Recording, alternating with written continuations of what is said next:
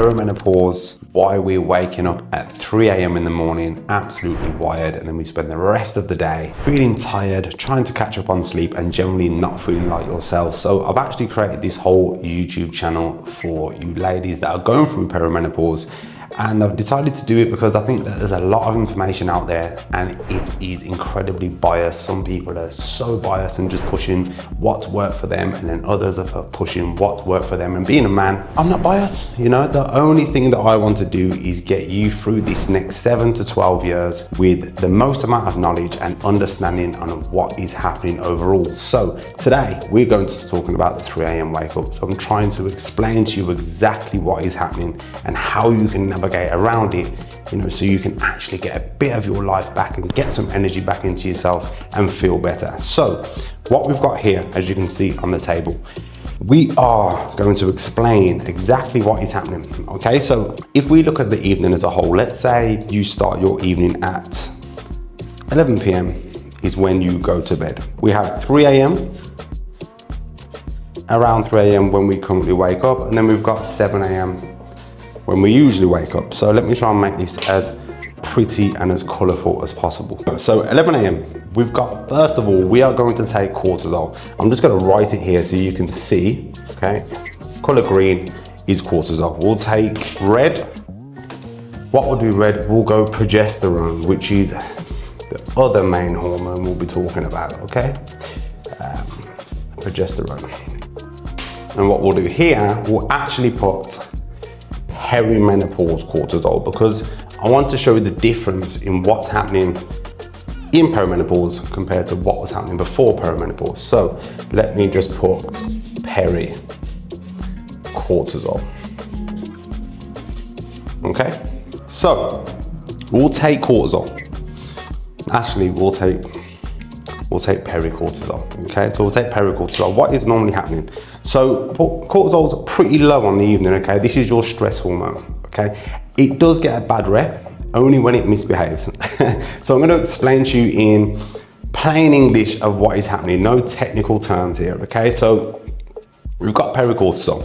This is what is happening in your day-to-day pericortisol. So we are sitting here and it normally goes like this. Nice and steady, nice and steady. Around 3 a.m. we see a sharp rise in cortisol, and then we go into 7 a.m. Okay, what we want to do now is look at progesterone. I'm going to explain all of this in detail after. So we've got progesterone. Okay, this is like your calming hormone. This is what keeps you calm, keeps you regulated, and it keeps cortisol under control all the time. Okay, so we've got there, progesterone is around here. Okay, and it's quite high. And then what we normally see in perimenopause is a sudden drop, okay, around 3 a.m. If we take your normal cortisol levels, we'll tell them here, what normally happens is this. It goes nice and steady across the night, and then it wakes us up in the morning, and it slowly, gradually comes up at around 7 a.m., 6 a.m. when we wake up. So let me explain this for you. We've got your pericortisol. This is what wakes us up. This is what gets us alert for the day. Okay, so this is what normally happens. We see it coming across here, and then around 3 a.m. we see a sharp spike around 3 a.m. But at the same time, we're seeing a drop in progesterone. So progesterone is what keeps that cortisol under wraps. Because we're getting a spike in cortisol and a drop in progesterone, we have a major problem here. And this is why we're waking up absolutely wired at 3 a.m. and then we struggle to get back to sleep, and we'll spend the rest of the day trying to fight off that tiredness. Okay, so this is what we really need to focus on, is this. And I'm going to talk to you about in this video some different things that we can do to help you navigate this the best way possible. We're going to talk about supplements. We're going to talk about what we can do before bed to get you the best result we can when it comes to your best night's sleep. Okay, so if you come with me now, I'm going to show you my top 4 supplements that you can have before bed to help you get the best sleep possible. So now we've explained exactly why we wake up at 3 a.m. or around 3 a.m. I want to explain to you 2 different things. Well, a number of things of what we can do to help improve your sleep. Okay, we've got supplements for one, which you can see on the whiteboard behind me. And then we're going to talk about what we can do on the run up to your evening to ensure you get the best sleep quality possible.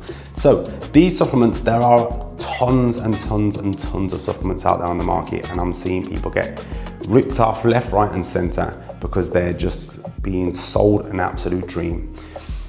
If we don't set our evening up, which is what I'm going to explain after supplements, the right way, we will struggle and we won't see the benefits of these, okay? It's very important that we understand that. So here's my top 4 that I've put out there. This is what I use with all of my clients, and they do see a great return on it, okay, when it comes to their sleep, providing their evening is set up in the right way. So here we go, my top 4 supplements. As you can see, number 1 is magnesium, okay? Magnesium is, I will call it the GOAT. It is the greatest of all time when it comes to sleep. It kind of switches your body off, it turns it into rest mode. It's not just any magnesium, there's loads of different magnesiums out there. So this one here is magnesium glycinate, we like to call it, okay? Magnesium glycinate. The dose that we like to run magnesium glycinate is 400 milligrams around 60 minutes before bed. So when we're winding down, we have 400 milligrams of magnesium glycinate. All of these 4 work hand in hand, and they are very good, very, very good when you put them all together. So number 2, we've got L-theanine. This is a great tool as well. If you're a coffee drinker, this is a great tool. It takes away that jittery feeling. So you know that anxious feeling that you're getting in perimenopause and you're not sure what's happening and you just feel generally anxious within yourself? L-theanine is great. It kind of down regulates our nervous system. It gets us into a really kind of calm state without any tiredness. It's great for when we want to concentrate, great for when we want to go and work in the day. We can have it in the morning with our coffee, but before bed, it works very well with magnesium. And we will dose this the same before bed, okay? At 400 milligrams pre-bed. Next one, number 3, we have ashwagandha. Ashwagandha, I hope I've spelled it right, by the way. Ashwagandha is a great tool. This is what helps regulate your cortisol levels. Just gonna put a little disclaimer out there. Some people feel a little bit dull on it. They feel a little bit lethargic on it, which is okay on the evening, but generally some people do struggle in the mornings when they wake up. It's not for everybody, but the people that it does work for, I would say 80%, 90% of the people that I give it to, it works really well for. Okay, and what we need to ensure, there's 2 things we need to remember about ashwagandha, okay? We have the dosage, 600 milligrams pre-bed, okay? All of these will be 60 minutes pre-bed. The one thing, there's lots and lots and lots of poor supplements out there when it comes to ashwagandha. The one that I want you to focus on getting is ashwagandha KSM 66. It's very important that we get that. Okay, so check the labels, don't just buy anything that we see on the internet. The 4th one, now this isn't mandatory, this is for someone that really struggles with their sleep, okay? Melatonin, but we see a massive, massive problem with melatonin. It is getting dosed way too high, okay? I'm seeing people take this in 10 milligram tablets. It's way too much. More is not always better when it comes to melatonin. What we have to understand is here, we want to be running anywhere. Effective dose that I've found, you can run it lower, but the effective dose I've found is 1 to 3 milligrams 60 minutes before bed.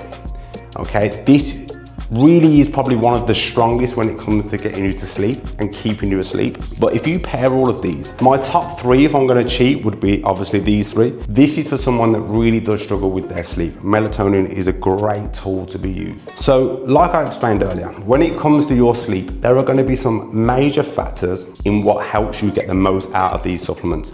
We don't just want to run these supplements and change nothing about our routine, because if I tell you the honest truth, when it comes to my clients and when people come to me asking for help, I see far too much focus on supplements and very little change to lifestyle. And the thing about perimenopause, it has got a bad rep. It's very difficult if we don't know how to navigate it. But one of the best things that we can do is it exposes any weak links, I like to call them. So how is your evening routine? How is your, how are you at giving yourself some alone time and letting yourself wind down from a stressful day at work? So all of these are great tools, but not unless you do what I'm about to tell you.